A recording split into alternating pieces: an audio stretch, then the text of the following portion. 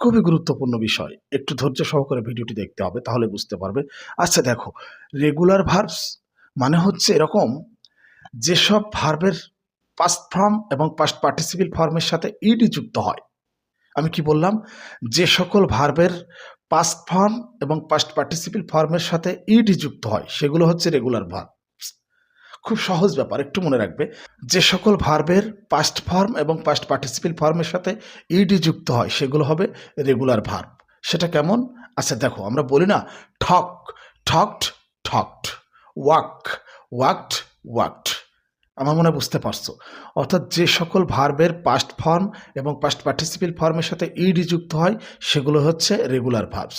আচ্ছা তাহলে irregular verbs কোনগুলা? দেখো, যে সকল ভার্বগুলো সাধারণত এরকম হয়, এলোমেলো থাকে, যে সকল ভার্বের পাস্ট ফর্ম এবং পাস্ট পার্টিসিপল ফর্মের সাথে ইডি থাকে না, অন্য ফর্মে গঠিত হয়, সেগুলো হবে ইরেগুলার ভার্বস। আচ্ছা উদাহরণ দিলে বুঝতে পারবে। যেমন আমরা বলি না থিঙ্ক, থট, থট, এটা হচ্ছে রেগুলার ভার্বস।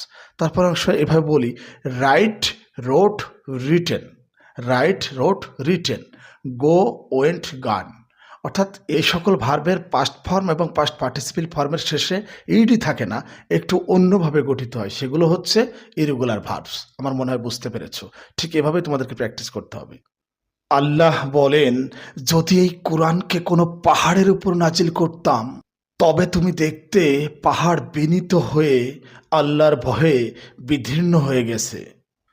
পাহাড়ের পাথরগুলো কতই না শক্ত, অথচ আল্লাহ বলছেন এভাবে, এই পাহাড়ের উপর যদি কোরআন নাজিল করতাম তাহলে পাহাড় বিদীর্ণ হয়ে যেত।